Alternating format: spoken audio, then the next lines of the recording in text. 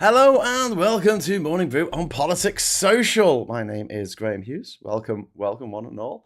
It is Wednesday, the 15th of October, 2025. How you doing? Hello, everyone in the chat. Beautiful people in the beautiful chat here. We've got Martin Harrow in there who wants a blue plaque. We've got Lost Missionary. We've got Plum Duff. We have got Diz in there.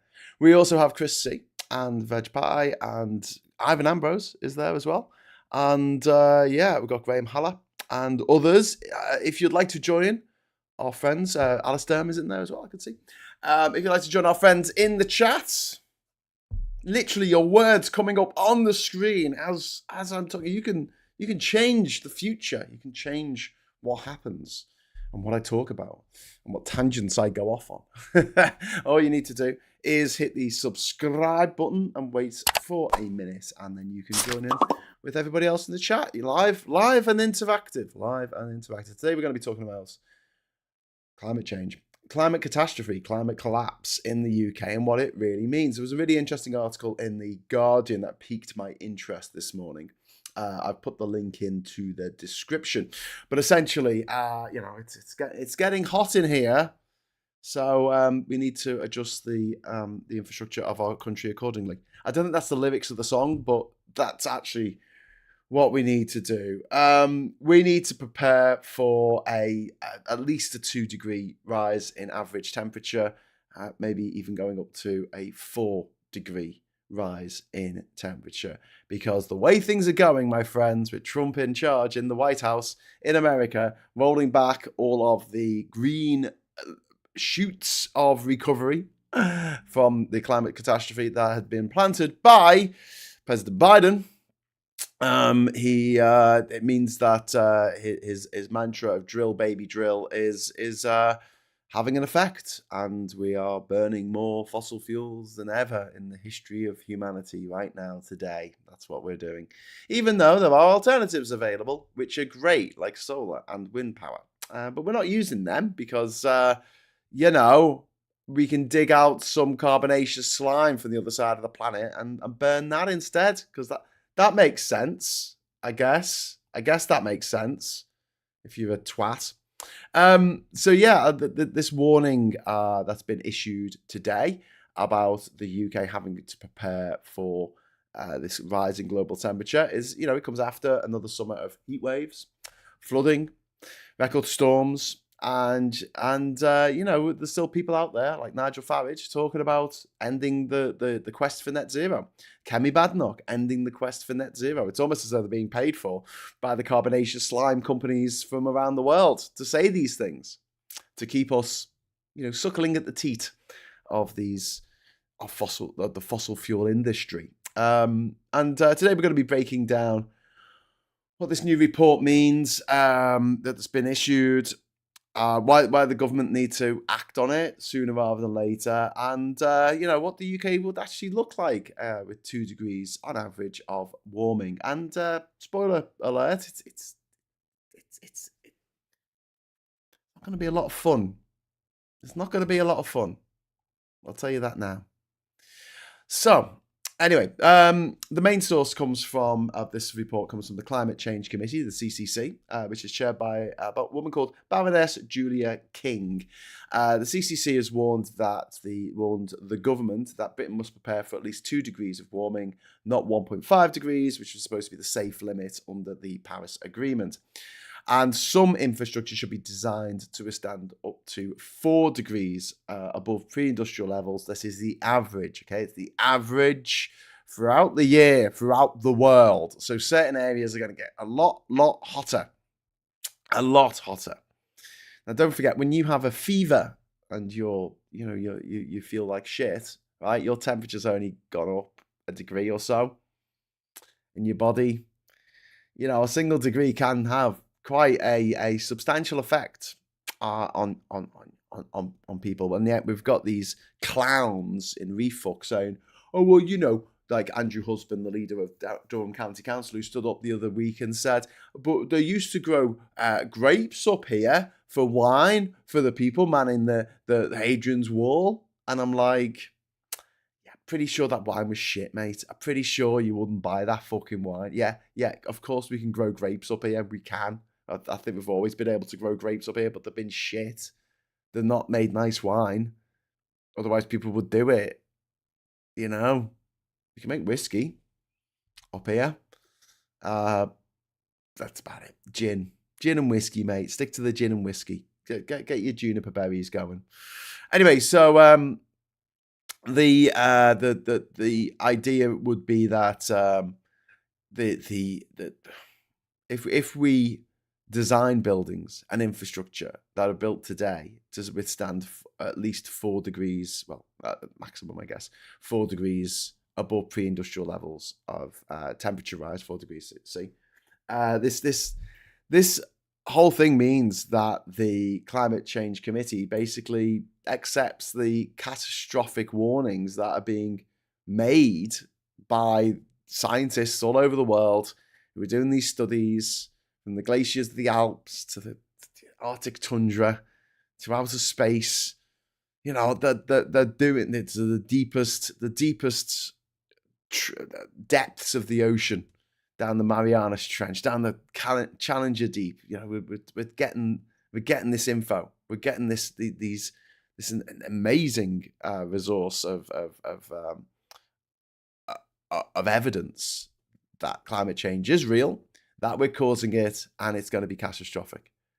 And we're talking about, like, you know, it's just really simple. Okay, take the carbon out the ground. Carbon's in the ground. I've got the carbon. I've just dug up this carbon. I've dug up this toxic material. It's full of CO2. It's called carbon. When you burn it, it releases CO2, which is a greenhouse gas. So if you accept the fact that CO2 is a greenhouse gas, which is science, if you accept the fact that the carbon was buried and we dug it up and then we burnt it, and that's a bad thing because it creates the CO2, then you have to accept man-made climate change. It's as simple as that. Because you go, well, it makes no difference. It makes no difference with digging out billions of tons of this shit every year and burning the bastards. Yeah, it does. It makes a massive fucking difference. And Julie King, in her statements about this report, said up till now, adaptation has been under-resourced and underfunded. A lack of action will leave the UK dangerously exposed to future effects. There's a lot of climate change already baked in. This report was commissioned by Emma Hardy, the new Minister for Flooding. Yep, that's actually a job title now, because we're going to get flooded so much. And there's 1 million homes that are now possibly going to have to be abandoned because they're just going to get flooded too often. And the insurance companies, and we often talk about, you know, when are humans all going to get together and hold hands and sing Kumbaya and do something about climate change? It's not going to be us. It's not going to be us squishy people at the bottom. You know, it's not going to be the golden people at the top who went to private school. It's not going to be them either. Do you know what it's going to be? The insurance companies. They're going to force us to do something about climate change, because if you live in Florida and there's a hurricane every 2 weeks, they're not going to insure you. And so no one's going to live in Florida because it won't be worth it. But you're going to sink $50,000, $100,000, $500,000 into your shack in the Everglades, and then it all gets taken away in a storm, and then you've got no insurance. Okay, good luck with that. You know, just the idea that they're going to give out mortgages to places that they don't think will be there in a few years' time, that can't be insured. Not going to happen. No mortgages, no insurance. It's going to be capitalism at the end of the day that actually gets us all off our asses to do something about climate change, which is maddening because, you know, capitalism is inherently evil, but that's the way it's going to go. You are not going to be able to get insured for your home. So where are you going to live? Somewhere that doesn't have storms, somewhere that doesn't have, and then places that, you know, on the top of a hill somewhere will be a premium. Imagine having to abandon. We've already got this difficulty with housing at the moment, where we've got, you know, we need millions of houses built, and we're going to have millions of houses in the next few years that are going to have to be abandoned. You get a mortgage, it's for 25 years. Those houses won't be there in 25 years. They're flooded too much. They'll have to be abandoned if we continue the way we're going, and if we don't do something with our infrastructure. This report warns that Britain's existing plans are wholly inadequate for what's coming. Okay, so these are the predicted impacts. 4 heat waves out of every 5 years by 2050. So for every 5 years, we're going to have 4 heat waves. Drought periods are going to double, peak wildfire days in July to nearly treble, and flooding year-round, with some rivers experiencing 40% higher peak flows. There's a quote from Greenpeace's Douglas Parr. Alarm bells should be ringing in government. Doubled chances of heat waves, droughts, and wildfires. I can't even talk this morning. It will make the UK look very different very quickly. The CCC is the government's statutory climate change advisor. This isn't Greenpeace. It's not Extinction Rebellion. It's not Just Stop Oil. This is the establishment saying, we're not ready. Guys, hello, listen, shut up. We're not ready. We're not ready for what is coming. It's an officially commissioned report for the government.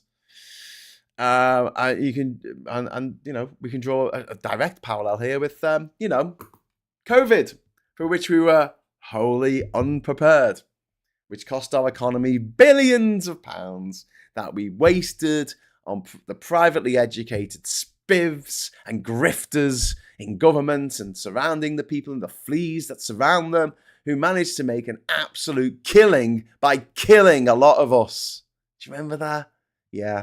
Do you remember when they put the ring of protection around the nursing homes? Do you remember that? Yeah, 20,000 old people died. Do you remember 20,000 old people dying? Yeah, I do. Britain knew that we needed pandemic planning. It had a report and fucking ignored it. And now we're doing the same with climate resilience, which is very frustrating. What do you say in the chat? You say, good morning, all, says Reagan Elite. Hello, Reagan Elite. Good to have you with us this morning. Ivan says, in summer 2022, the highest UK day temperature that year was over 40 degrees, an all-time record. And in one night, that summer, the temperature didn't go below 26 degrees. Yeah.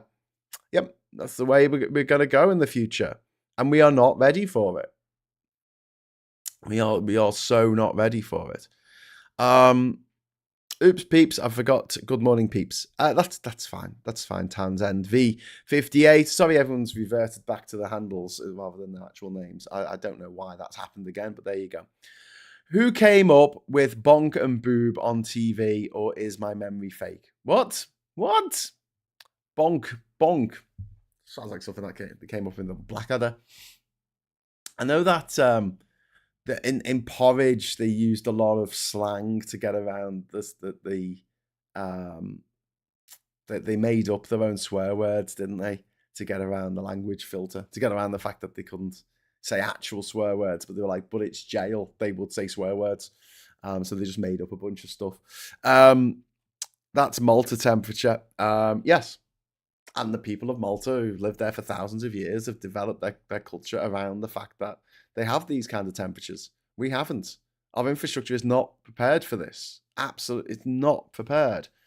And it's we're preparing for this huge rise in temperatures in the same way that we prepared for Brexit with a shrug, pint, a nostalgic tweet about the Blitz. Spitfires, Poppy Rage season's about to start. We're not far off Poppy Rage season. You're going to see flags going up, lest we forget. And all the lampposts, the people forget what the sacrifice was all about, because they don't know. They didn't pay attention in school. They don't have a degree in politics or history or anything. They left school at 14. And they were never in the army themselves. But, Poppy Rage. Wear a poppy or we'll kill you. So, yeah, this is reality, right? Housing, health, and infrastructure. These are the issues that we have. So in homes, the UK is planning to build 1.5 million new homes, but most of them aren't designed for heat resilience. Modern flats are often heat traps with poor ventilation, large windows, cheap insulation that keeps heat in, but doesn't keep the heat out. And we're literally building a new generation of Grenfells. I know that sounds extreme, but this time the culprit would be the heat, not the cladding. It would be people dying in their homes because it's too fucking hot. And once your body reaches a certain temperature, it's the ability to cool down is taken away, and you fucking die. That's why so many people die in heat waves. So many older people die in heat waves.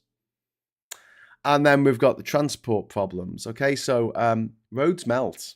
You've seen this. You've seen Coke cans, embedded in tarmac on a hot day that stay there for years later. Roads melt. Overhead lines sag when they expand with the heat. Rails buckle. So depending on where the railway is built, they'll be built for the temperature that they have to deal with. So, for instance, the elevated train in Dubai, which was built 15 years ago, is very, very different. The engineering behind it is very different from the trains that we have running up and down this country. We have trains that are on rock, on gravel, whereas that wouldn't work. In Dubai, it's embedded into concrete, and they use a higher grade of steel that doesn't expand as much in the heat, because obviously that metal is going to get really fucking hot during the day. Dubai is a desert. It's like walking into a bloody blast furnace every time you leave the house. Paula, thank you so much for the first super chat of the morning. That is really kind of you. Thank you very much. Trouble is if the wet bulb temperature goes above 34 degrees, you can't cool down by sweating. Yeah, that's what I was just alluding to, the fact that you lose the ability to cool down at certain temperatures. Chris C, I would like to point out that the Earth's magnetic field is overdue a pole shift. When this happens, we'll have a very reduced magnetic field to protect us from the sun's radiation. Yep, which means that the skin cancer, will skyrocket. Witchy Goth, when I first moved back to the UK in 2006, I froze in the winters, heating on in September. Now I'm sat with just a blanket and not my winter dressing gown, or maybe I'm just used to it. There's a thing of being kind of used to it as well, and then there's this weird phenomenon, right? Brown fat. It's not a particularly nice term, but it's a type of fat that you produce that keeps you warm. Kids have loads of it. That's why kids can walk around without a jacket on. And you produce it when your body is cold for a sustained period, you start producing more of it. It's why a day that is 15 degrees in late summer feels really cold, whereas a day that's 15 degrees in February feels positively balmy. It's because you develop this brown fat, and as you get older, you develop less of it, so you do feel the cold more as you get older. But also, it's to do with the time of year as well. But yeah, it's not been as cold this year as it has in previous years. But there you go. Chris says, my flat would be like an oven during the last heat waves if I hadn't kept the curtains drawn and the windows firmly shut on the south-facing side. Pygmalion, I live in a well-insulated flat, and it can be 5 degrees hotter inside than outside. Heat wave, it's like an oven. Yeah, we have the opposite here, because we're in like a terrace house, and it's built by the Victorians, and as it was built by the Victorians, it is very over-engineered, to put it mildly. And we have a basement, and in the hottest days of in 2022, when we had those 40-degree days, it was 15 degrees downstairs. It was 15 degrees. No aircon, no fans, nothing, just 15 degrees. Because the Victorians knew how to build shit. Something I've talked about stuff before. My flat would be like an oven. I've read that one. Chris C says, not UV radiation that's stopped by the ozone layer. It's the high energy gamma and neutron radiation that the magnetic field protects us from. It also protects us from. It also protects our satellites as well. We'll lose our satellites of love. All of our, as Starlink satellites of hate. Bomb, bomb, bomb, satellite of hate. Okay, so yeah, there's also, so we talked about buckling rails, melting roads, sagging overhead cables, which includes all the infrastructure cables delivering electricity to your homes. They'll sag more because the metal heats up, and when metal heats up, it expands.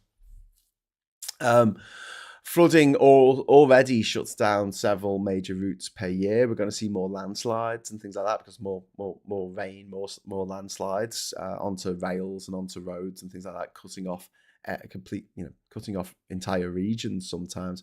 The power grid is not adapted to heat waves, and we've seen blackouts during peak cooling demand already, and that's going to press on until into the 2030s unless we do something about it. And then there's the impact that we're going to see on the NHS. The NHS is already struggling with these summer heat deaths. In 2022, we saw over 4,500 heat deaths or heat-related deaths in England and in Wales. And hospitals lack cooling systems. Care homes have no heat, have no heat adaptation strategies generally because we're not built. We haven't built infrastructure over the last few hundred years to deal with these kind of hot days. We open the window and we get a desk fan, but if we're going to be facing 40-degree days over a prolonged period in our summers, we're going to need aircon, and aircon takes up even more fucking energy. Jesus Christ. And then we've got schools and workplaces, classrooms regularly hitting over 30 degrees C, teachers being sent home with exhaustion. There's a legal minimum working temperature, which is 20 degrees, but there is no legal maximum working temperature, which is mad. It's going to have to be legislation to bring that in. And we've banned smoking in the workplace, good, but we still haven't banned heat stroke, because it's not been a priority. But now we're going to have to make it a priority. And like I said earlier about the flooding issue, this is going to be a big one. Right, if you've got millions of homes that insurers won't insure, and they're already withdrawing from high-risk zones, it's only 2025. This thing isn't going to get better. We're not going to get fewer floods. We're not going to get fewer fires. We're not going to get fewer natural disasters or unnatural disasters caused by climate change, man-made climate change. It's this quiet collapse of insurability is going to ruin so many people's lives, and it's going to fuck the economy as well. We need to do something about it, and working class and coastal communities are going to be the hardest hit. Anyone living anywhere near a fucking river, a big river, is going to get fucking hit. It's going to be fucking difficult. These aren't future problems. These are happening now, and the government's response is absolutely critical. And we can't be having, the rollback of green targets to help motorists. No, fuck off. This is too important. We need to get this sorted. And get it sorted fast so that when other countries are flailing in the fucking mire, the toxic fucking mire like America, we can poach all the brightest and best. Hey, listen, baby, I never said I was not Machiavellian. They don't want people who are smart. We'll have them. They will know people. I just want to point something out. I was listening to dickhead bloody Nick Ferrari when I was dropping the kids off this morning at school, and he was talking about the waves of migrants, right? And I thought this way: more than 9 years ago, Nigel Farage, the toxic little natterjack toes reflected in a doorknob, the bollocked face foghorn of ignorance, the nicotine-stained man frog. He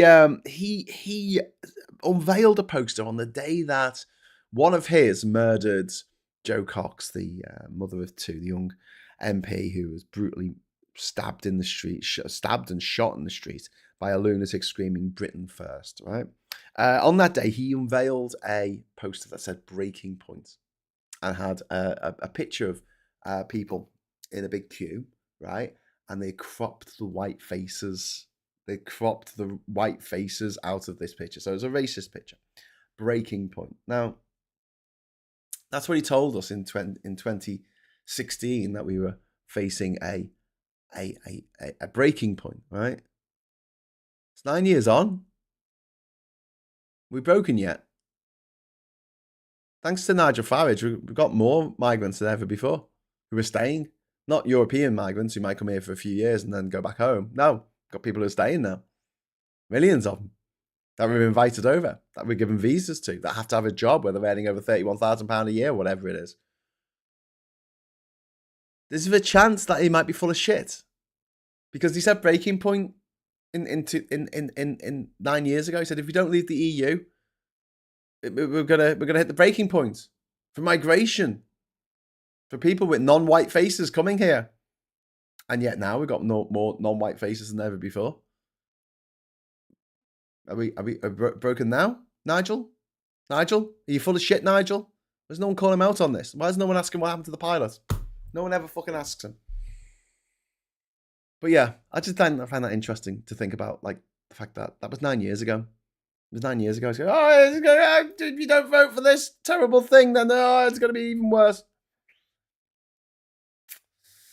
There you go. Anyway, so let's read the chat for a moment, just to jump in. I live on a hill, in a dip, by the stream. It floods every winter. One of the houses was really flooded, and they were out of their house for 18 months. Yeah. And that's something that we need to bear in mind as well, Witchy Goth, is when these houses get flooded, it's not like, clear spring water. It's often sewage in people's homes. We're going to have to make adaptations to people's homes in order to, make it so that if the houses do get flooded, then it's fairly easy to get rid of all the shit and the stink. Replace the carpets from the shit that's coming to your house from the flooding, because it's not just water, it's shit.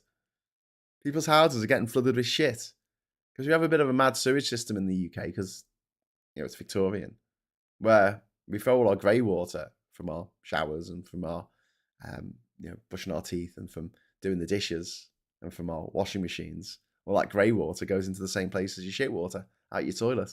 It's the same place. And so when there's too much water going into the system, because that's the same place that the gutters all run into down the road, it overflows with shit, with literal shit, because it all goes down the same fucking hole.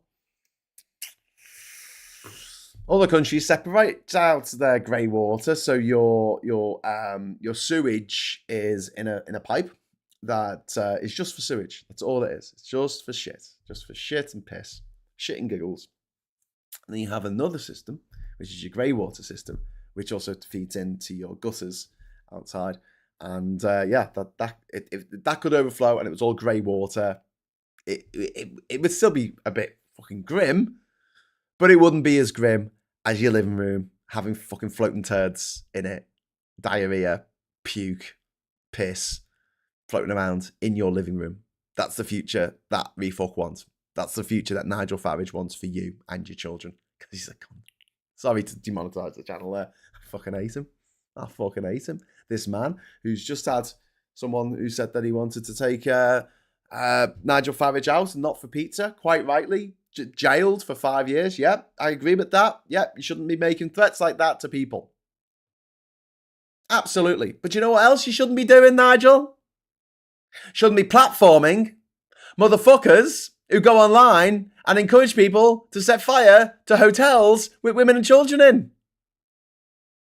You don't make them the star of the show. Bring them out at your conference and say, look at this person who incited violence. You see, Nigel, dickhead, inciting violence and threatening to kill someone, pretty much the same thing, if you think about it. Oh, but she was getting other people to commit murder. She wasn't threatening to do it herself. Yeah, big difference, bro. Big difference. Fucking hypocrite. That's what I hate about the private school elite, man. It's the fucking hypocrisy of them all. There's just such fucking hypocrites. Not everyone. Not everyone who went to private school is a bad person. Yes. But Ivan. Hey, Ivan, I wrote a report about accessibility at the Labour Party conference. I'll send it to you. I will send it to you. I've sent it out to all of the MPs that I have the email address for. I don't know if anyone's going to pick up on it, but I've written it up and I'll send you a copy. Ivan, thank you very much. What about the other possibility that the Gulf Stream could collapse, giving UK prolonged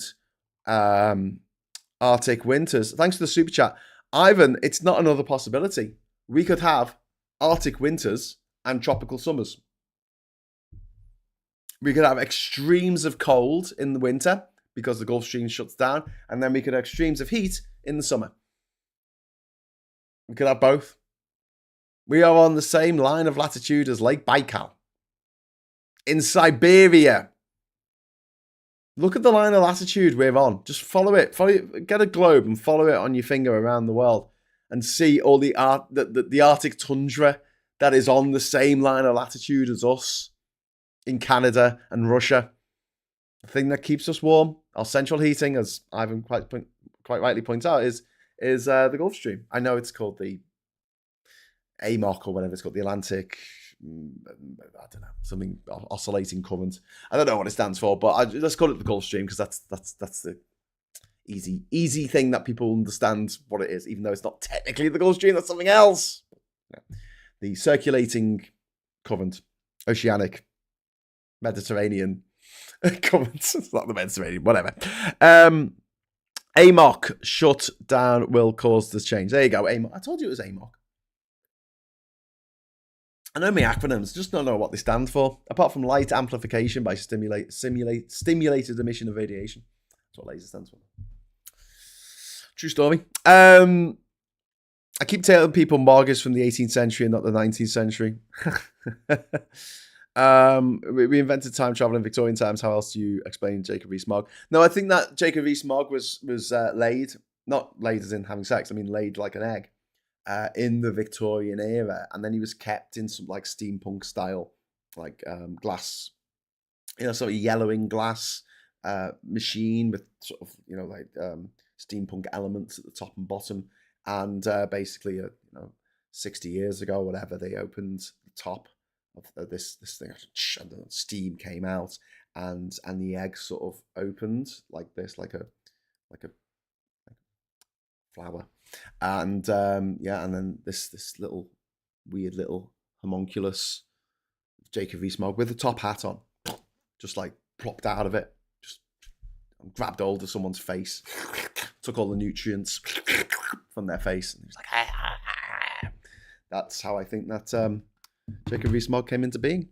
What I don't understand is why we are not mandating rain harvesting technology in all new builds using rainwater to flush toilets and for washing machines. I think really, Chris, the reality is we don't need to at the moment. And that's why we're not. Because it's an issue of space for a lot of us. Like, we do not have the storage capacity to have a bloody big water tank. I've got a 850 gallon water tank in the basement or underneath the house in Panama. But over here, where sort of space is at a premium, I don't know. Are people going to want to sort of put a big water tank in their garden? If they've got a garden, if they're living in a terraced house and all they've got is a little backyard, a little tiny backyard. I mean, taking up half of it with a bloody big water tank. I don't know. But main water collection for flushing the toilet is a good idea. And if we're going to have droughts in the future because of climate change, then it's something that we're going to have to tack onto the list of things we need to do. Anyway, so there's we need to talk about food security as well. So there's a separate report out today. This was co-authored by 150 scientists in 11 universities under the Agri-Food for Net Zero network. Main findings of this were the UK must radically overhaul its food system in order to survive climate shocks. Food security must be treated like national security, something that I think Liz Webster would very much agree with. From say British Farming. Hi Liz. Massive reduction in livestock numbers and meat consumption is required, and I think that the best way to go about getting people to consume less meat is by giving incentives. By giving incentives to to individuals to cut down the amount of meat that they have. Not to say you have to eradicate it entirely. I don't think that's feasible. I don't think that's fair. I think that but there should be massive amounts of encouragement. And I've said this before. I think every citizen of this country should have a weekly fruit and veg voucher that they go into the supermarket and they get X amount of fruit and veg, for free. That's it. We will save money because people will be living healthily. So we will save money because it will cost less than treating people who have, got health problems because of their diet, which is a lot of people in the UK at the moment because people are eating so much ultra processed food. Not as much as goes on in America, but still. So we need to see farm subsidies which prioritize cutting emissions and protecting ecosystems as well.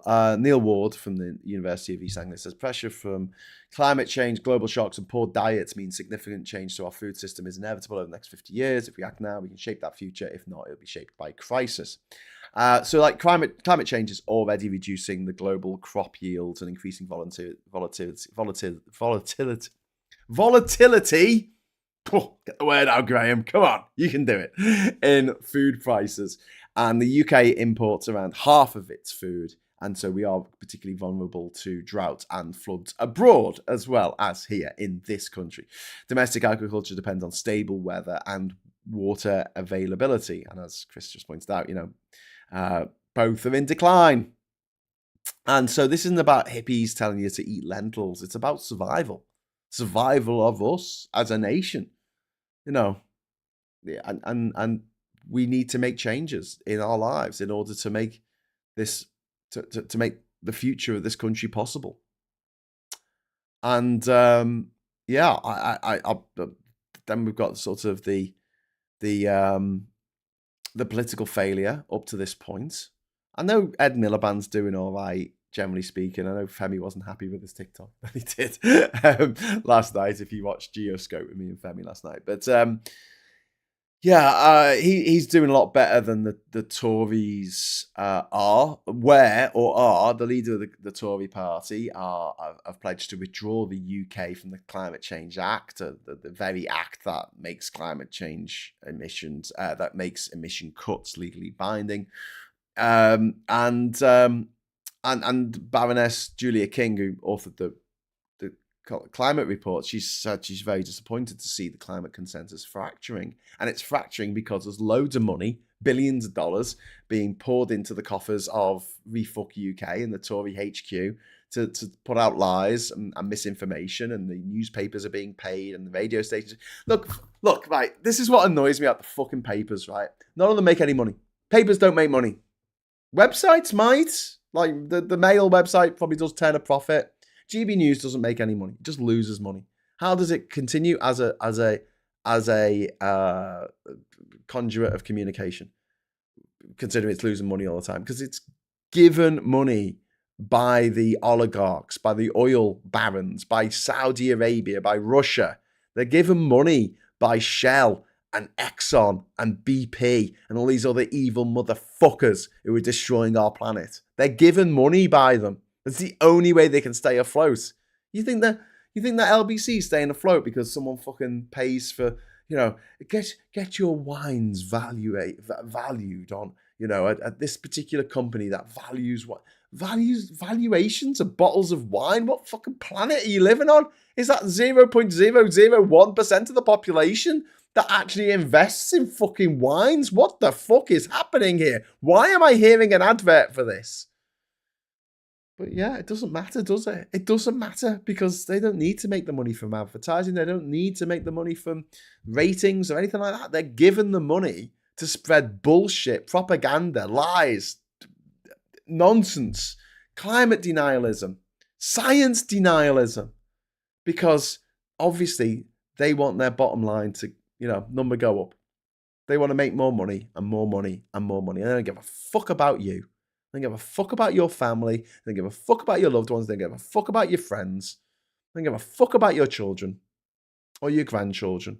All they want is fucking money, and they will burn the world in order to make it.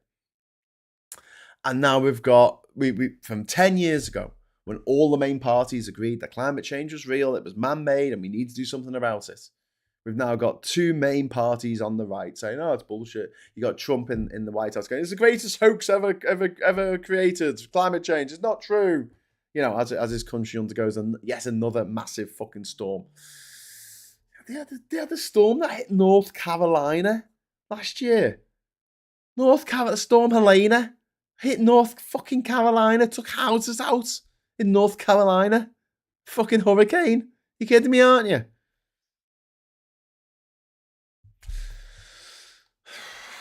Wait till Britain gets its first hurricane. If they're going that far north.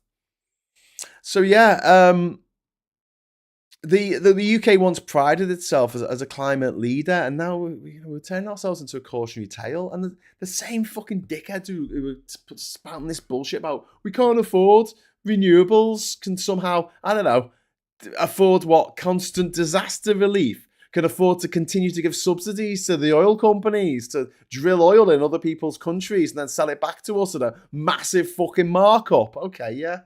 All right. But this is it, adaptation is cheaper than recovery. We see this time and time again. It is cheaper. A stitch in time saves 9. It's going to cost you 10 times the amount to do nothing than do something. To do something now. This is what we really need to be pushing for. Ivan, thank you very much for the £10 super chat. I only eat mince, sausages, and burgers. Any other meat I eat due to texture issues. I could easily go full vegetarian, but I struggle to be vegan. Yeah, Ivan, thanks for the super chat. But yeah, I don't see why we feel this urge that we need to make everyone vegetarian or vegan. It should be enough that we get people to cut down the amount of meat they're eating. Recognize the fact that you don't need to eat meat every fucking day of your life, And Kat and I used to have one day a week where we didn't eat meat, and now we have 2 days a week where we don't eat meat. I'll still have a cup of coffee with some moo milk in it, but oh my God, what has happened? Focus! So I've got to sort out the autofocus on my camera. I was chatting with Mike Dix yesterday, and the quality of his picture was fucking amazing. I mean, what are you using, man? He said, I just plug in my Google Pixel into my computer. I'm like, that is so crisp, and the colours just absolutely pop. Whereas, I've got a bit of colour here, I've got a bit of red there, I've got a bit of yellow here for African Queen. That doesn't pop. It just looks fucking washed out. And like at the time, I was talking to him, it was a bit like today. It's looking a bit overcast outside, and I'm looking at my screen, and I'm just like, my God, it looks like fucking soup. It looks like my picture looks like brown soup. So I'm thinking of investing in a Google Pixel, just so I can get like a nice crisp image for you. But there you go. Anyway, I don't know why I started talking about that. Just thought I'd point it out. But yeah, I was talking to Mike yesterday, and we're sorting out a few things that we want to do for the channel to make the channel awesome. Also, we produced this report, which I'm going to send to Ivan. Ivan, I will send you our report on accessibility at the Labour Party conference. Brought up some of the very good points you made about people who can't get there, and how is that making it accessible? It's not making it accessible. It's making it downright inaccessible. Inaccessible. There you go. Just sent that to Ivan. You should be getting that in your phone in a moment. It's just like a little 10-page report there, a little PDF, a little PD file. Like Woody Allen. I live in a seaside town. The storms used to last a couple of hours. Now they last a couple of days. Yeah. Footum Stuck says, given the incredibly high stakes, even if there's a 99.999% chance that climate change is wrong, is it worth ignoring the 0.001% risk of it being right? Yeah. Yeah. I'll try and find this cartoon.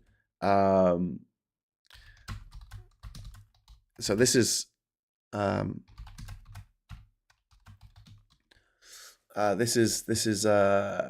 cartoon. This is quite a famous cartoon that you've probably all seen before, but it really struck a chord with me. This came out in 2009, and I've talked about it before, but I'll just bring it onto the screen here. Sorry, if I had my own, if I had a producer, there you go. That's it there. What if it's climate summits, energy independence, preserve rainforests, sustainability, green jobs, livable cities, renewables, clean water, air, healthy children, etc., etc. And there's a guy at the back there saying, what if it's a big hoax and we create a better world for nothing? And I think that this just perfectly encapsulates exactly what was just said about, even if there's a 1% chance that this is going to happen, it's not. It's a 99% chance. But even if it was just 1%, it would be worth it to do all this stuff. It would absolutely be worth it to make all this amazing stuff happen. So there you go. Anyway, back to the whole climate thing. Okay, so like I say, adaptation cheaper than recovery. It costs less to make buildings heat-proof than to rebuild them after they've, burnt down in a wildfire or been flooded to such an extent that the structure has fallen apart. The foundations, the adaptation remains underfunded because it's not sexy politics. There's no ribbon-cutting ceremonies for upgraded drainage systems or higher tensile steel being used on railway rails or in the power transmission lines. And, the government could fuel adaptation by correctly taxing the oil and gas giants to oblivion, Tax them till the pips squeak. I love that expression. Douglas Parr from Greenpeace, again, he said, the Treasury must generate funds for the UK to adapt by taxing the fossil fuel companies making billions from ramping up the crisis. Yeah. Tax them. You want to sell oil in this country? We're going to tax you to fucking death. Here's the thing. Don't tax the end user. Stop taxing us. Tax them. Tax those companies. That's where the money is. And, this is Greenpeace being more fiscally responsible than the fucking government by the sound of things. And, you can expect sort of the media to spin this to say, oh, expensive, eco-bureaucratic nonsense. But the right-wing press are always happy to quote one crackpot scientist who says everything's fine, while, thousands of experts are saying otherwise. Let's talk about what solutions might look like. And this isn't saying, like, we're going to give up on net zero. Obviously, we need to do that as well. This needs to work in tandem, okay? It's saying prepare for what is already locked in, which is at least 2 degrees of climate change, climate heating. So we need to retrofit homes for ventilation and shading. We need to restore wetlands and floodplains as natural buffers. We need to eat green urban planning to reduce heat islands with more trees planted in urban areas, more parks, more green areas. If there's an area that it's a building that's half fallen down, well, knock it down and fucking put a park there, put some fucking trees there. That should be the law. That's it. You can't keep hold of a fucking half fallen down building for 17 years until you decide what you're going to do with it. No, the government, the council, whoever will come and take it away from you and say, fuck you, knock it down, fucking put some grass down. Put some grass, put some flowers, put some fucking trees. That's what we've got to do. Ivan, thank you for the £10 super chat. Ivan's been very generous this morning. Thank you, Ivan. That's very kind of you. Super chat. Let's not forget October 1987. Most people, including me, classed it as a hurricane, even though technically it wasn't, but it had the severity and features. This will happen much more frequently. Yeah, absolutely it will. I mean, there was a storm a few years ago. I think it was in, when was it? It was in 2021 or 2022. 2022. Might have been before then. I don't know. Was it 2020? No, it couldn't have been 2020. Yeah, maybe it was 2020. There was a storm. There was a big storm, and the wind blew from the other direction to what it usually blows. Right. It was when I went to Luxembourg with Kieran, the van driver. Was that 2020? Bloody hell, that's 5 years ago, was it? But we were testing how things were now with the new. Maybe it must have been at least 2021. I don't remember wearing a mask, though. If it was 2021, we would have had to wear a mask. Or maybe it was. I don't know. January 2021, maybe. But yeah, me and Kieran, we went over to Luxembourg to see what the new rules were for transporting goods, to experience it for ourselves. Or so I could, he'd already experienced it, so I could experience what the sort of post-Brexit thing was. So I was away, but here in Durham, we had this mad storm, and the wind blew from the other direction to what it normally blows because of just the dynamics, the vortices. I don't know, the fluid dynamics of the storm, right? I don't know enough about meteorology or physics to tell you how the exact mechanism of this working. But let's just say that the wind usually blows around here, let's say from the east, and it blew from the west, right? Which is unusual, or vice versa. Loads of trees fell down. Thousands of trees in our area fell down because trees naturally buttress against the prevailing wind. So they'll effectively grow at a bit of an angle. They might look like they're going straight, but then they've got roots down. They've got stronger roots on one side than the other. So that when the wind hits them, they've got these strong roots here and the tree doesn't fall over. But the wind comes from this direction. They've got kind of shallower roots here, and loads of them. I came back after this trip with Kieran.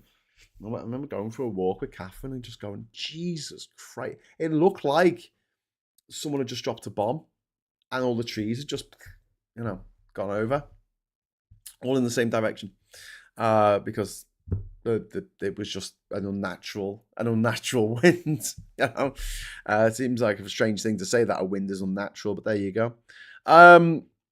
George only, £5 super chat. What do we make a better world for nothing? I realise this comes from a cartoon, but isn't it indicative of how some people think? Isn't it? Yeah, it is. I mean, that's why I think it's perfect, because there are people out there who are like, I don't want a better world. I don't want to have cleaner.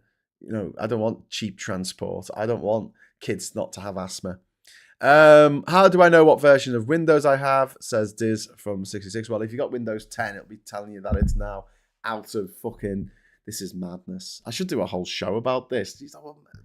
Microsoft getting rid of Windows 10 is just fucking crazy. It is just bizarre. Like when they got rid of Windows 7, only 2% of computers around the world, Windows-based computers around the world, were using Windows, right?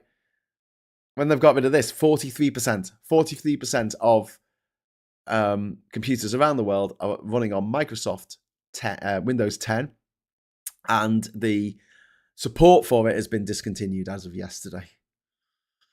And there were loads of computers. Right, so number 10 was really backwards compatible. You could use it on quite an old PC, like a PC from 20 years ago would still run Windows 10. Windows 11, they were an absolute bastard about it. I had to update the BIOS on my computer here, the one that I'm using now. It took me all afternoon. Like the shit that I had to do, the hoops that I had to jump through. I had to, find myself a little USB pen to put the flash, to put the flash on it, on the flash drive, to update the BIOS, and I had to update something called the ME something to something else in order to be able to upgrade to Windows 11. And a lot of computers can't even do that. They're below a certain spec. They're saying, no, you can't do that. It's going to create so much electrical waste because you're talking millions of computers around the world. And also you're opening up a lot of computers to malware and to hackers who are going to be looking for every vulnerability now, knowing that it's not going to be patched by Microsoft. I mean, I said that this is Mike Dix's line, so I'm just going to steal it because it's a good line. He says, Microsoft just seem to continually succeed despite themselves. It's because it's got no competition, really.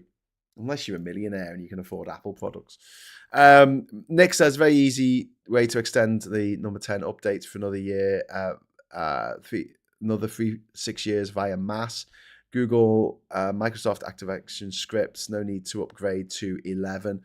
Yeah, Nick, I know there's another way doing it. I just was, fuck it, I'll just upgrade to 11 on my computer because I could.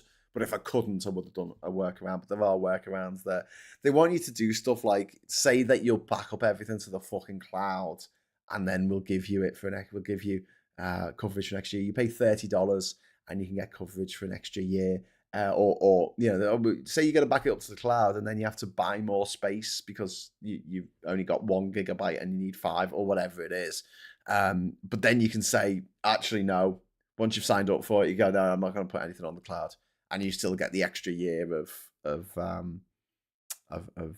updates. But I just the maddest thing that I could possibly imagine. But yeah, I still remember when I had my iPod Touch. Back in 2009, I had an iPod Touch that was given to me by Lonely Planet, the production company I was working for at the time. It was essentially an iPhone, but sort of first generation iPhone, but without the phone capability. But it did have the capability to use Skype audio only. It didn't have a camera. I had all my Lonely Planet guidebooks on it. I thought, it was okay, sort of my first, I guess, smartphone, if you want to call it that. But it was absolutely fucking shite. Within a year of having this fucking thing, they had updated it, right? I had to put a new operating system on it or something, upgrade to the operating system. And once that was on it, Skype didn't work anymore. I was like, that's all I fucking used it for. You twat. But yeah, sorry, no, we've bricked you up. We've upgraded it and now it's a brick. So it was better before you upgraded it. Yeah. Yeah, doing this kind of thing is an Apple trick. Is it Ian Mascalale? What? Excuse me, the weatherman that did a spitting image puppet of hello, best one they did, priceless. No, it was John Ketley, wasn't it? John Ketley? Was it John Ketley or Michael Fish? Michael Fish. Who was it who said that? Don't worry, there's no storm coming in 1987, and then we had a big storm. And Renee from Hello Hello was nearly taken out by a tree. Wow, that was a long time ago. I was just talking in my chat, in my politics social chat this morning with Mike and Aid and Scott about I miss the Big Breakfast. Remember the Big Breakfast in the 90s, right? That like anarchic breakfast show that you could watch on the way to school or before you went to school or work or whatever. I want that back. I want that back on YouTube. That's what I want. Come on, YouTube. Come on, give us the Big Breakfast on YouTube. Give us Top of the Pops. That's what I want on YouTube. Top of the fucking Pops. Bring it back.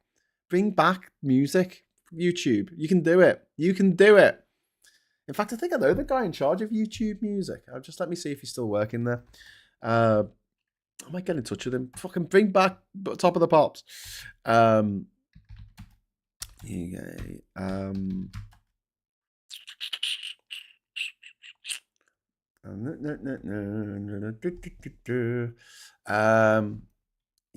Yeah. No, he's still there. He's still there. There you go. I'm not connected with him on in what's it called? Instagram, in LinkedIn. It should say LI, shouldn't it, really, instead of IN? Very confusing.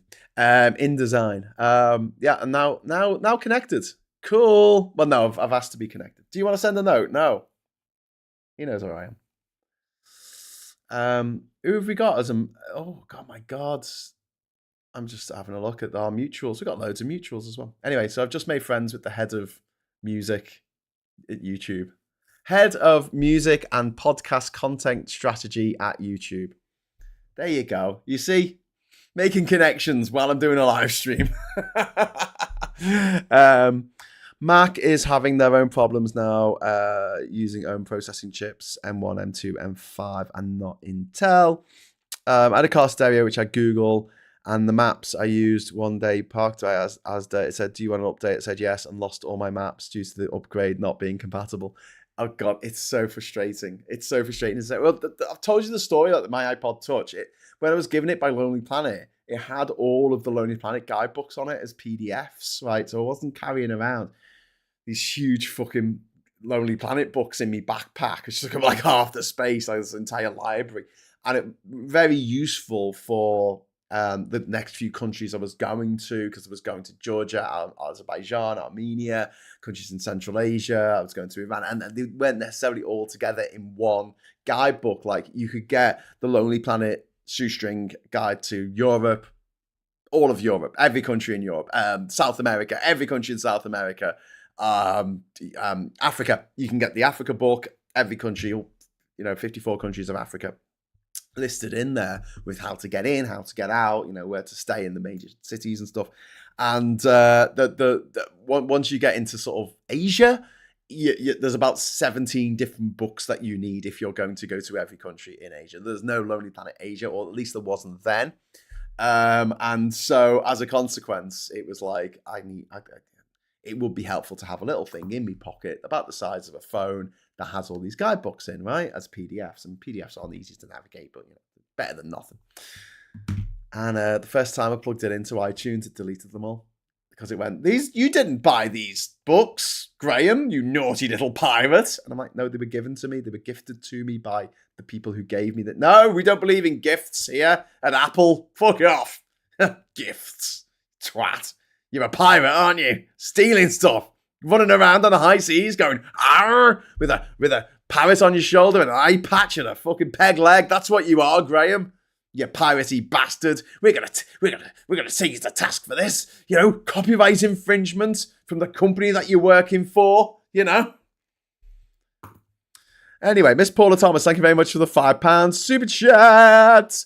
There are only two alternatives to Windows. Apple, freaking expensive. Linux, only if you have a PhD in computer science. Yeah, I feel the same way. But everyone who uses Linux or Linux or Linux, they believe that it's like the easiest thing. It's just so simple. But I feel the same. I feel similar to Linux the way I feel about Apple. It's really simple to the people who think it's really simple. The rest of us, I don't know what the fuck's going on. I had a game I used to have called Children of a Dead Earth, and a Windows update came along and it stopped working. So frustrating. So fucking frustrating. Blue Labour are rich, says Mr. Tisk. Blue Labour can fuck off. What you're describing is the Hitchhiker's Guide. It is the Hitchhiker's Guide to Asia. That's what I needed. But it's just because they just didn't have one book. It would be handy to have. I think even like, I don't know, I'll have a look at my books. I think now they group Georgia, Armenia, and Azerbaijan as one book, but they never used to. But like India is its own book, Japan is its own book, China is its own book, Russia is its own book. Like there's a lot of countries in Asia that aren't available in a compendium. I mean, I guess India and China, okay, they're very fucking big countries, but I don't know. There's lots of. So, for instance, the Central Asia Lonely Planet didn't have Afghanistan, so I had to have a separate Afghanistan book because it wasn't included in Central Asia. Tajikistan, Turkmenistan, Kazakhstan, Kyrgyzstan, and Uzbekistan, they were included in there, but not Afghanistan or Pakistan, actually. You had to get a separate one for Pakistan. Bhutan, separate book. Bangladesh, separate book. Sri Lanka, separate book. Nepal, separate book. There wasn't a book for like the Indian subcontinent that would have Pakistan, India, Bhutan, Nepal, and Bangladesh and Sri Lanka, which would be really fucking helpful. But there wasn't one. It was like you literally had to carry 6 different books around with you. There is Southeast Asia on a shoestring, which is great because that covers all of Southeast Asia, but doesn't cover East Timor. It just runs out of East. I don't think it covers East Timor. Maybe it does. I've got a feeling I didn't have to buy a separate East Timor book. Timor-Leste. But yeah, Papua New Guinea isn't included. Anyway, I don't have a computer, says Jez. And anytime I see stuff like this and people talking about Apple updates and Linux and all that, I'm glad I don't. It's so frustrating and user unfriendly. I just hate it when there's an update and it takes away the thing that you liked. So when Windows 11 first came out, you couldn't it didn't allow for, at the bottom of your Windows screen, to not group together Windows, what's it called? windows. Like for say you've got two different windows open, right? One of which has well, it's got LinkedIn on it at the moment, but one of it's got my YouTube studio data, so I can see we've got 101 viewers, we've got 372 views altogether. What the chat rate is, the stream settings, and the fact that it's also the stream health is excellent. So that's good. I can see all that right on one screen. But if I go to the papers, right, I don't want that coming up here, right? So I want two separate windows, one of which has got the papers on, and one of which has got the rest of it on. And what Windows 11 used to do is group those two together. So when I thought that I was going to show you the papers here, it would show you, I don't know, my personal messages for a second, my home address, maybe pop up and dox myself. It's not very helpful, Windows, especially when I'm trying to produce and present live. So yeah, this particular update of Windows 11 allows me to separate them into separate windows, and then at the bottom of the screen, they're separate entities. They don't group them together automatically. But like little things like that, it was just like, why have you taken something that worked and made it shitty? Explain why. Anyway, we are going to get onto the papers in a moment, but I just want to finish off talking about the challenges facing the United Kingdom when it comes to climate change in the next few years. So let's talk a little bit about solutions, and you may have your own ideas for this, but here's a few things. So retrofitting homes for ventilation and shading, restoring wetlands, as I've mentioned, and floodplains to act as natural buffers, urban greening, which I've mentioned as well. If you're going to have a bit of wasteland, fucking green the bastard. Upgrading schools and hospitals and railways and sewers for resilience, and also reforming the building codes and planning policy immediately. That's something that you could do straight away. Also, things like, so when we talk about protection from flooding, you can get flood doors so that if the water comes up to 2 feet or something, it won't get into the house because the doors are actually sealed and they won't allow water in around the outside of the house. So your house becomes its own boat, and the water can't seep in through the doors. That's something that needs to be retrofitted into people's houses, and also electrical sockets that are currently at skirting board level need to be taken up so that if the houses do flood, then the electrics don't all fucking blow up. And these are things that need to be done. These things are desperately need to be done. Politics Social, Graham, what's Labour's progress in improving the national grid and land-based wind turbines? Each country should be obliged to erect a percentage of those per capita. Which minister responsible? Well, it's Ed Miliband who's driving the net zero campaign for Labour, and they are doing quite well in the face of local opposition. I was reading a news article this morning about people down in Devon complaining about solar panel farms. I don't give a fuck. I'm sorry if they're not as pretty as the farm that you used to look at, but the future of humanity is at stake. Okay, so can you just pitch in? I'm sorry. It's like people complaining about air bases during World War II. We're putting this fucking air base up. Oh, here is the planes taking off and landing every day. It's like, well, we need to do this.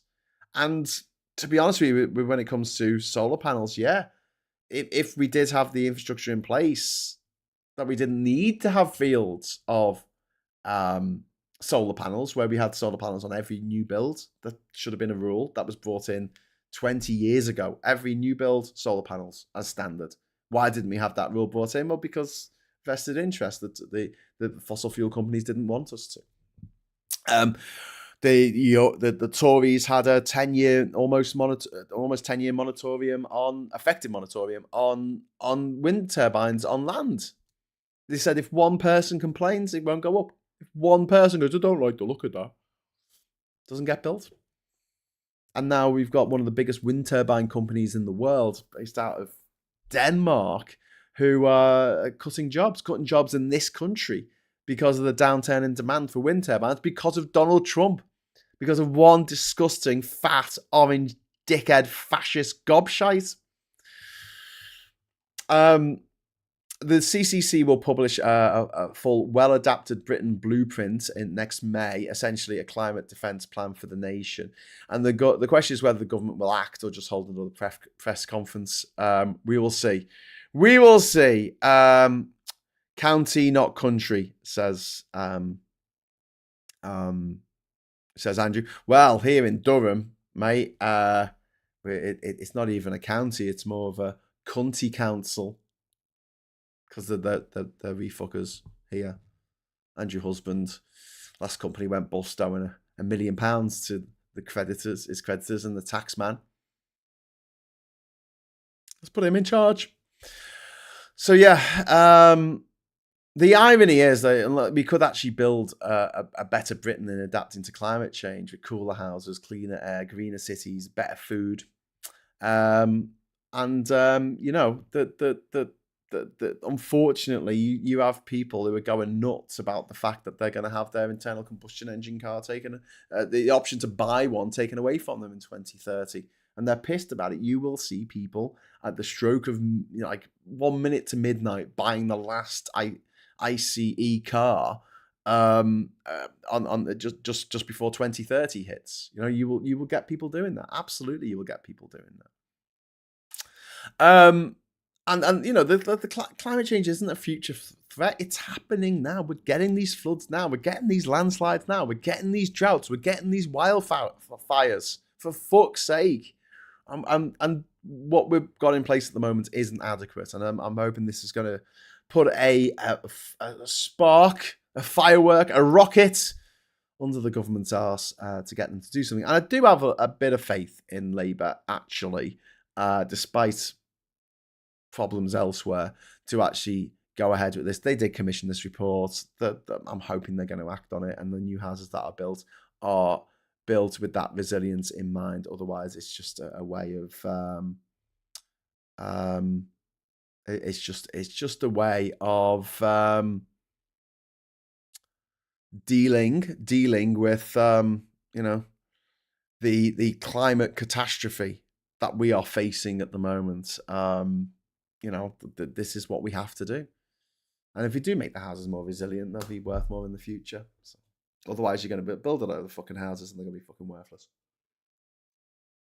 Okay, so we're going to have a quick look at the papers today, the scum. We've got the Times here. Bella Freud, I got so much from my father. I don't know who you are. Was your dad Sigmund Freud? You don't look old enough, love. Who was Bella? Who was Bella Freud? She's a fashion designer. Oh, God, wouldn't it be nice to be a fashion designer? That is a cool job, isn't it? Her dad was Lucian Freud. She's the great granddaughter of the inventor of psychoanalysis, Sigmund Freud, and she is the daughter of the artist Lucian Freud. So there you go. And she wrote the memoir Hideous Kinky. Oh God, I hated that movie. Well, I didn't understand why it was called Hideous Kinky. What a weird fucking name for a show. I would like to know what school she went to. Can we find out what school Bella Freud went to? School. The what? Where? What? She went to Michael Hall. That was the name of the school. Michael Hall. Michael Hall Independent Steiner School. Ooh, that's very posh, isn't it? Yeah, of course she went to private school. Oh well, she's on the front cover of a newspaper, so you know. And then we've got My Bizarre Life as a top male model. I don't know who that is, so I'm just going to smile and nod. European rights watchdog angers Mahmoud with trans criticism. The Home Secretary has accused the European human rights watchdog of undermining the case for Britain to remain a member of the European Convention on Human Rights after it criticised the government's stance on trans rights and Palestinian process. And the animals looked from pig to man and from man to pig and couldn't tell a fucking difference. Hamas kills its enemies on ceasefire Gaza streets. Dozens executed after Israeli forces withdraw. President Trump vowed to disarm Hamas last night after the militant group was seen executing suspected collaborators in Gaza, which is really grim. Britain's face worse price rises of big economics. Prices will rise faster in Britain than in any other major major economy this year as inflation hits living standards, the International Monetary Fund has warned. And we've got a picture of the woman looking radiant there, Princess Catherine, Princess Kate, Princess KK, who, is a princess. And she's making some potato and apple cake. Why would you make potato and apple? You mentioned potato and apple? Okay, she's having a great time anyway. So, woman makes, married, mother of 3, makes potato cake. Cool. Perfectly normal. Everything's normal on Perfectly Normal Island. Labour isn't... Well, God. Okay, what it's like when your husband of 17 years leaves while you're slowly going blind. That seems a bit fucking harsh. There you go. Another happy news story from the Daily Mail.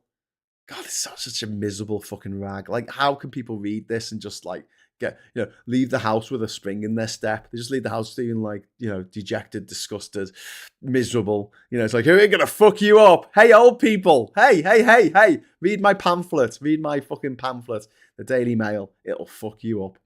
Labour isn't working again. Number of jobless hits a 4-year high. We face the highest inflation in G7, says IMF. Growth in wages and living standards stalls.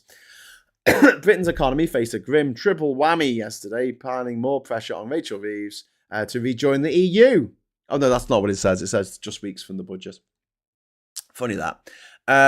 Oxford PPE students who chanted, put the Zios in the ground. Not a great thing to chant, mate. I think that if you do chant something like that, then if you get arrested and charged with incitement, I don't know why I'm getting adverts for bras. I don't need a bra. It's okay. I don't need a bra. Daily Mirror here. Touch me, you can hug me, girly pop. Katy Perry meets Pride of Britain fave and other cancer superstars. Cancer superstars? I don't know. That's a nice way of putting it. And there she is. Katy Perry, people don't really like her very much because she married Russell Brand and went into space. At last, they admit they did it. They admitted it. Boris did harm our kids. Tory Williamson blasts Tory Johnson's damaging last-minute schools flip-flop. Boris Johnson has been accused of damaging Britain's children during the pandemic. Tory Sir Gavin Williams... How has he made a sir? What the fuck? Johnson's education secretary told the COVID-19 inquiry the May 2021 phased return to school had been destined to fail. He said yesterday, I think it was damaging for schools and damaging for children and parents. Well, I mean, it wasn't just the May one. Do you remember in January in 2021 where they literally sent the school kids home for one day? They would send them to school for one day and then they sent them home the next day. Mental. Okay, so moving back onto the papers here. Kill Farage threat gets boat migrant 5 years in jail.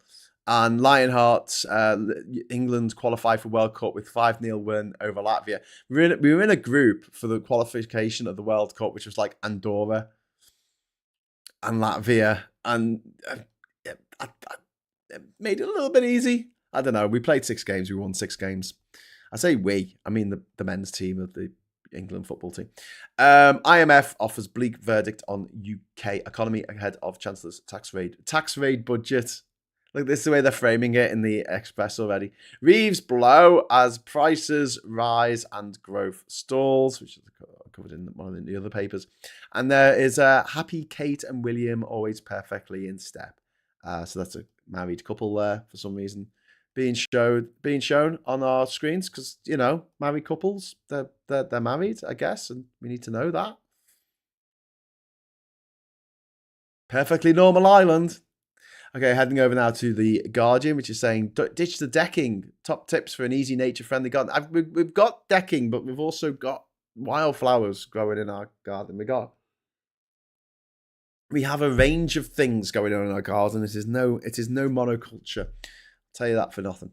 And D'Angelo died at the age of 51 of cancer.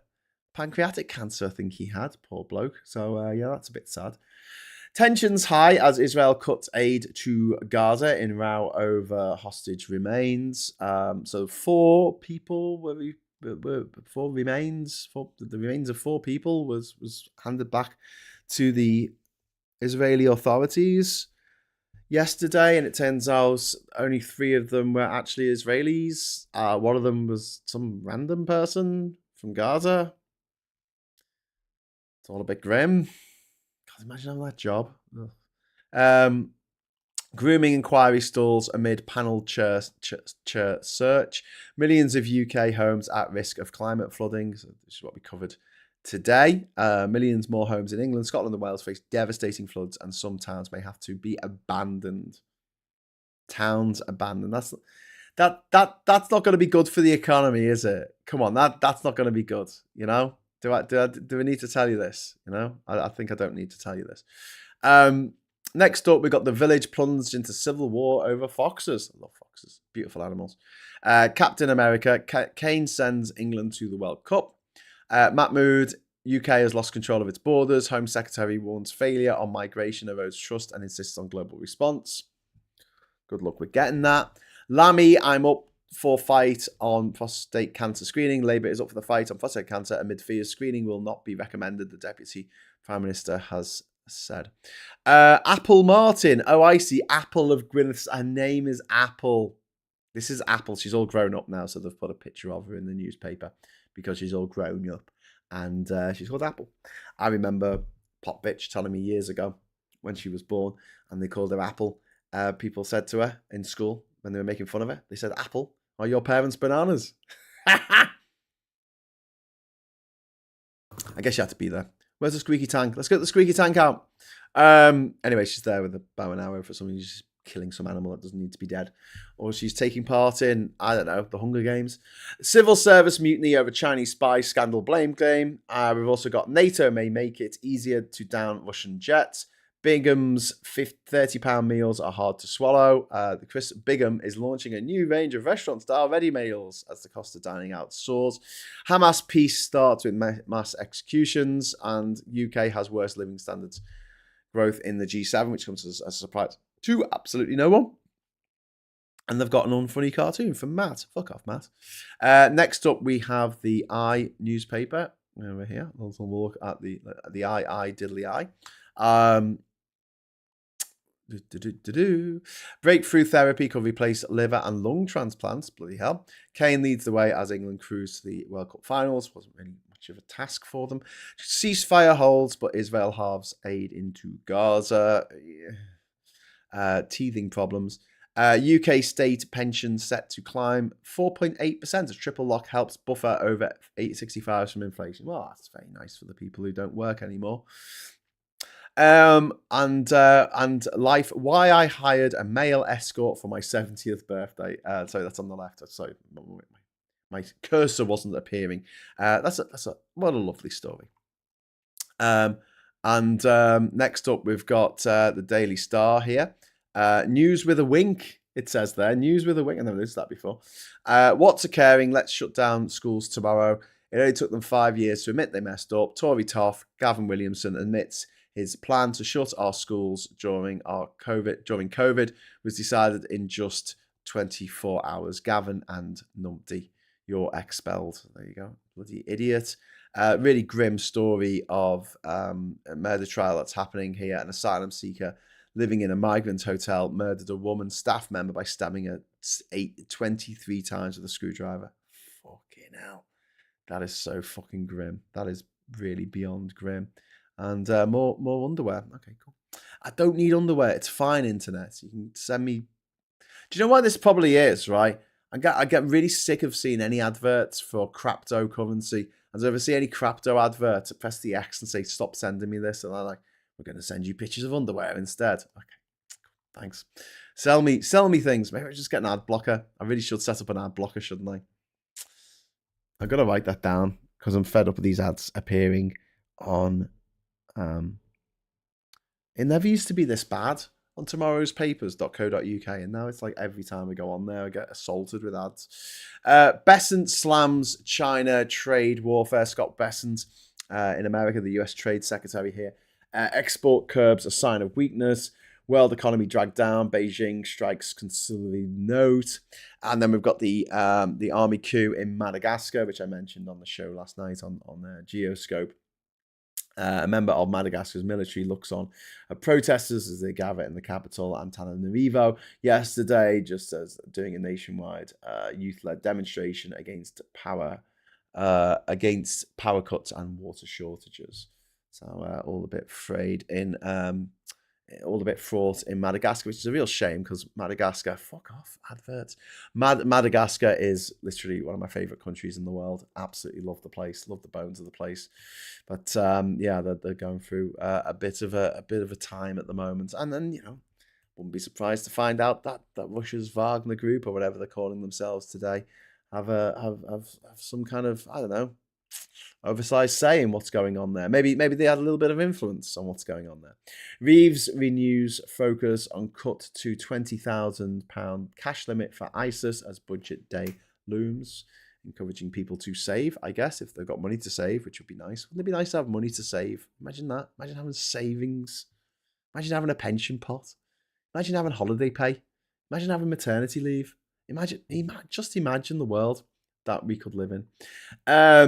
For me, it plugs to pillow sprays. Why did we all stop being able to sleep without help? I think this is another thing where they're like, oh, yes, we've all got these problems now that we never used to have. And I'm like, well, no, people have always had problems sleeping, but in the past, there were less things to help us. Israel blocks aid and opens fire, claiming Gaza truce violation is the story there on the right of the top right of the screen there. And inflation warning deals grim budget blow to Reeves. Chancellor faced desperate situations. IMF cuts UK growth forecast for 2026 and predict highest cost rises in entire G7 as cabinet weighs tax rises to plug black hole of up to 40 billion. So not the 22 billion. That's the usual one. Oh, you can't even fucking see that. I need to put some shading on that. Need to throw some shade on that mofo. So, right, got to jump into the chat now because we're kind of almost wrapped up for the morning. Joanne was an archery champion. Woo! That's pretty cool. Were you in the Hunger Games? There was some swearing and leaping around. What, are we talking about the big breakfast again?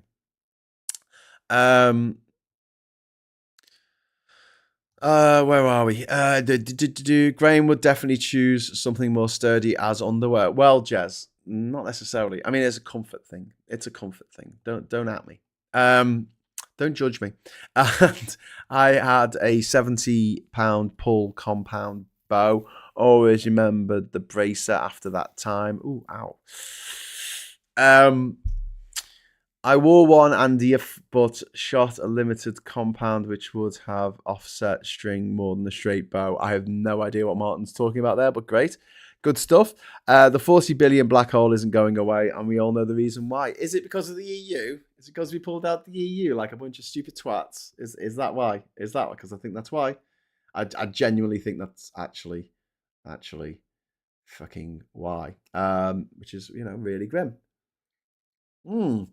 So, my dears, my darlings, my sweetie pies, I'm going to piss off now because it's 10:30. And guess what? You're going to get more of me today. You're going to get loads more of me today. If you want more of me. You might not want more of me. You might be like, fuck this guy. I'm off to do better things with my life. But if you are around at 12 o'clock today and you want to watch the first Prime Minister's Questions for a while, because it's been conference season, but now Prime Minister's Questions is back. If you'd like to come and watch that with me, we can have a watch party, and I'll try and stop when I want to talk, so I'm not talking over people, because I know people get upset when we talking over people. But yeah, we'll be able to discuss things in the chat. If you're not already subscribed to the chat, go on quickly subscribe, and you'll be automatically allowed to write things in the chat when we do great Prime Minister's Questions. PMQs with Graham Hughes at 12 o'clock today. And then 6 o'clock this evening, we're going to have our first episode of The Rabbit Hole for a while with me and Rachel. So please join us for that. And apparently Rachel's put together a quiz. She's putting together a quiz, my friends. So join us for that. It's going to be me versus you. I don't know how quite it's going to work, but it should be fun. So we're going to do a pop culture quiz, I think, later on today, if you want to join us for that, between 6 and 7 o'clock this evening. And then you're free. You're free to frolic in the autumn air for the rest of the night. And I'll be back tomorrow morning at 9 o'clock, bright and breezy, bright and early, bright-eyed and bushy-tailed, for the next morning brew. So please join us at 12 or at 6 and or tomorrow at 9. So up to you. All multiples of 3. Easy to remember. Hopefully, I will see you then. And in the meantime, I'll say thank you so much for watching. Thanks for the super chats, obviously, and thanks for all the lovely comments in the chat. Thanks for everyone being so civil. If you could do us a little tiny little wee favour before we go, you go. Gives a like, subscribe, and consider joining the channel. You can join and you get member perks. The main one really being access to our Discord server, which will allow you to continue the conversation long after I've disappeared off into the sunset, off into the ether, evaporated I have. So until 12 o'clock today for PMQs, I'd like to say thank you so much for watching. Hello, good evening, welcome, and goodbye.